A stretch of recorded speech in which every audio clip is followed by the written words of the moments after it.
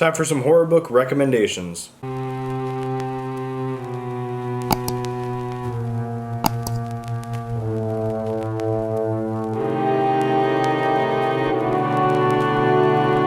guys, welcome back to my channel. I am Zach with Zacks Books, and today we have got Zocktober for you. We are still going strong with the month of Zocktober, and today's edition is going to be horror book recommendations, technically part 6, I think. I have done 5 more of these, so check those out. And I've got 6 books here for you I'm going to share. We'll have them linked down below if you're intrigued with any of them. Check out the podcast, check out Danielle's channel. Pengo Books, we're selling some stuff, all that fun stuff down below. And as always, don't forget to like, comment, subscribe, and let's get into the list of books. Alright, first up, We Sold Our Souls by Grady Hendrix. So this is a very hard-rocking type novel by the author of, what was it? My Best Friend's Exorcism, Horror Store, The Final Girl Support Group. He's written a bunch of stuff. There's also a short story I think I read by him too. But yes, this book, this is a very rocking book. The book rocks, but it's very metal. You're following this girl named Chris. She's in this band called, I think it's Dirt Work. Yeah, Dirt Work. And basically what happened is at some point in their career, their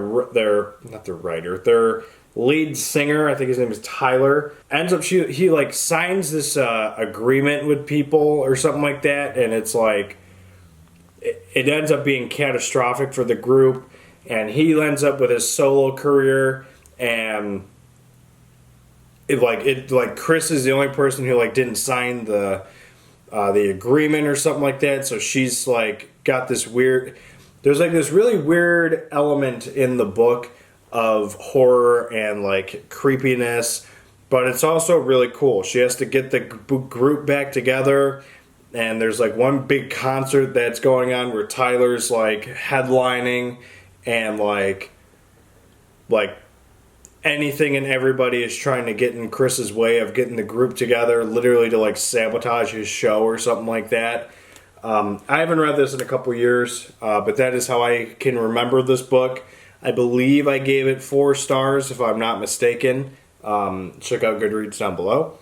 But I really did enjoy it, and it was just a really cool experience to read a book like this. And I just love how this covers the Rolling Stones kind of book cover. So there is a new paperback cover, and then there's the hardcover edition that we have that looks absolutely sick. But I grabbed this because the rest of these are paperbacks. So. But yeah, there you have We Sold Our Souls by Grady Hendrix. Alright, next up is Hellhound by Ken Greenhall. So this book is very weird. It's an odd story. It's about this bull terrier named Baxter. But basically it's this dog that's possessed and it's such a short story. I don't want to give so much away with it. But I don't want to say it's a Cujo-ish type dog, because it's not a bloodthirsty giant Saint Bernard, but it's a killer dog. That's kind of the way how I'll phrase it. There's a certain scene that I think some people might find disturbing with this book, and it involves a baby. So I will leave it at that. Take that as you will, and proceed with caution if you decide to read this book. You'll know the scene as soon as you start hearing how it goes down. But yeah, I think his first owner's an older gentleman or something like that, or an older woman. Then he goes to a more younger family. They have a child. He just kind of jumps around to different families, and it's just kind of following him around and what he does. I thought it was really cool. I thought it was an exciting story. I think I also gave this 4 stars. It's just that one scene, I gotta say, is something to be weary of. So as soon as you hear a baby get mentioned, be cautious. So, there you have Hellhound by Ken Greenhall. Alright, next up is Seed by Anya Alborn. But this book, you're following Jack. He is a family man. He's the father of this little girl. And basically, you're kind of getting like glimpses in his past mixed with what's currently going on. And one of the things that happened in his past was a terrible, tragic event happens to his family. His parents get murdered, and he runs away, like literally hitchhikes with a trucker and leaves town. I think what ended up saving this book for me was how it ended, because it was kind of sitting at like the 2-ish, 3-star-ish rating, but the ending kind of really saved it. Just because of the big plot twist that happened with his daughter, his family. Like, he's tormented by like this weird like goat-looking creature, and it turns out that that's like somebody who was tormenting him when he was a child, and lo and behold, his daughter can see it too. So I think that that is like a really cool like twist with this. I thought it was a really good book. I think at the time when I read it, I gave it like 3 stars, but realistically, now that I've kind of sat and pondered it for probably a year and a half now, and now that I'm talking about it again, it's more probably sitting around a 4-star rating. I think it's really good. I think the plot twist is pretty decent with his daughter, and I just love it. So I don't remember if there's any like gruesome or graphic things in this book. I think there's something that does happen to Jack at some point, and like it's kind of like ew, but I don't remember it too well. But yes, a very solid book. I would definitely recommend this. Seed by Anya Alborn. Alright, next up is Video Night by Adam Caesar. So this is the guy who wrote Clown in a Cornfield, Clown in a Cornfield 2. I don't know why I just said Cornfield weird. But I've not read Clown in a Cornfield 2. I read the first one, and I thought it was a phenomenal book. And this is kind of like an alien-ish type book. I don't want to say alien-ish. It is aliens. Basically, you're following a kid who is just wanting to have another movie night and just kind of goes to hell. His best friend ends up having... Yeah, Billy and Tom are best friends. I believe Tom... I get them mixed up. I think Tom is the main kid who like wants the video nights. Billy is the kid who just is trying to like score with his girlfriend. And basically Billy tells his girlfriend, hey, bring a friend for Tom this time. And then an alien outbreak happens. Literally the first chapter, as graphic as it sounds, is basically this kid and this girl like doing it in a van, and then an alien just like emerges from this dude's mouth and goes into her, and the alien invasion basically begins. So I thought it was very well written. I thought it was really fun. I thought it was entertaining. I will say there's a certain character that I think, with all things considered that happened to them, the ending they had probably should not have happened. It doesn't sound like the sort of thing that somebody would just be okay with. I'll just leave it at that because I don't want to spoil anything. But I really thought it was an exciting book. It was pretty graphic, I will say that much. There are some like weird little things that happen in here that like make you cringe a little bit. So just keep that in mind when you're reading this. It's pretty graphic. But yeah, otherwise it was a really solid read and I really enjoyed it. I think I gave this 4 stars as well. Most of these are going to be either 3.5 or higher because obviously I'm recommending them to you.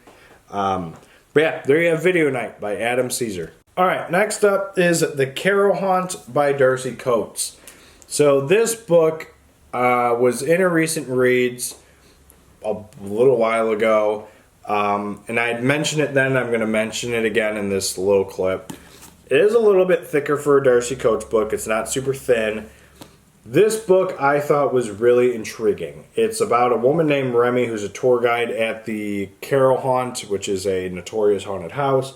And basically this guy's like, hey, We're going to stay the night and do a bunch of investigation stuff. And they're like, okay, cool, let's do that.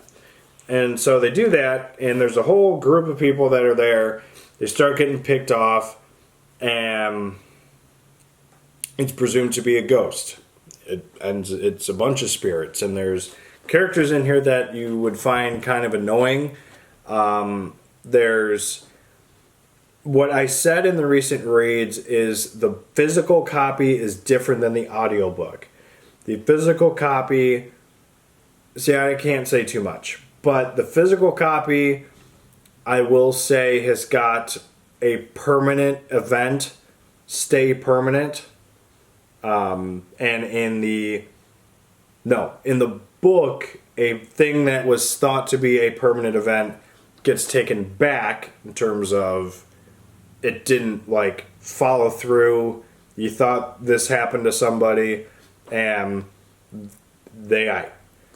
But basically, this is not a book to physically read and listen at the same time. You have to choose one or the other. Yeah, when you get, I mean, you can follow it all the way until you get to like the last 2 chapters. Then you're going to want to read it physically because you're going to get probably a happier ending. But in the audiobook version, like what happens to the certain person, like stays true. Like it doesn't end the way how the book ends. So I was thrown off with that, and apparently a lot of other people didn't even like catch that when they read the book, and I feel like I might have been somebody who discovered something. I'm not tooting my own horn or anything, but yeah, no, I thought that was really interesting to point out. But otherwise, I thought it was a really solid book. It had eeriness, it was creepy, it was exciting. They had you guessing who's doing what, and just an overall pretty solid story. So probably one of my favorite Darcy Coates so far. If you're talking the physical copy, it's 5 stars. If you're talking the audiobook, it's 4.5. Yes, that scene does give off a half star. So there you have the Cairo Haunt by Darcy Coates. Alright, next up is my Stephen King pick for this horror book recommendation, part 6, and that is going to be Needful Things. This book took me by surprise. It is a beastly book, pretty thick, and this is probably something I'm going to probably end up doing. I don't know why I said probably like that. Something I'm probably going to end up doing at the end of Zocktober is re-ranking my Stephen King books, because obviously I have a couple of rereads I'm doing in this month. Depending on when this is placed, I've already done one, or I still have yet to do it. But I'm not going to say which book it is, because it's going to have its own reading vlog. But Danielle and I have the Carrie reread, my reread, her first time Stephen King book reading. And she'll have her thoughts and opinions on her channel, so check that out down below, of course. Whether that's out now or later, whatever. And then I'm also going to be doing Misery. That's the other book I'm going to be doing, but I'm not vlogging it. I'm going to be talking about it in a different kind of video. But this book probably is going to sit in my top 10 for a while. I think right now, in the last video I did with it, it sits at like number 8 or something like that. Realistically, it's better. So this is about a store called Needful Things. The owner's name is Leland Gaunt, and he is probably one of the most terrorizing protagonists in Stephen King like lore history, in my opinion. Basically, the store works in this manner. There are 2 forms of payments. Actually, there's a quote right on the back. There are 2 prices for this, half and half. One half is cash, the other is a deed. And basically the deed is a prank. It's labeled as a harmless prank, but it is definitely not a harmless prank.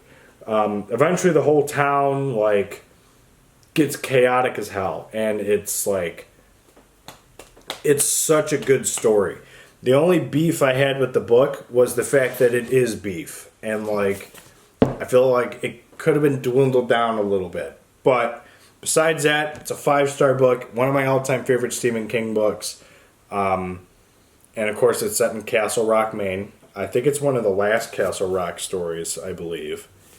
Until he started writing more recent stuff. But yes, I absolutely love this book. 5 stars. Highly recommend it. Needful Things, Stephen King. All right, so that was horror book recommendations, part 6, if I'm not mistaken. I've done a lot of these, and I could probably pick a Stephen King book for each one. So maybe I'll have like 70 of these editions. Ha ha, maybe. But yeah, let me know some horror recommendations you would have down below in the comment section. This was fun and exciting. We are going to be seeing you guys in tomorrow's edition of Zocktober. Don't forget to check out the Instagrams, the podcasts, and the thebooksandstuff.com. We got some blogs going up and stuff like that. Again, Danielle and I are managing that. She's doing more of the writing, and I'm doing my extra writing of my book. But we're getting there. It's fun stuff. Check it all out. And as always, don't forget to like, comment, subscribe. And we'll see you guys in tomorrow's episode of Zocktober. Later.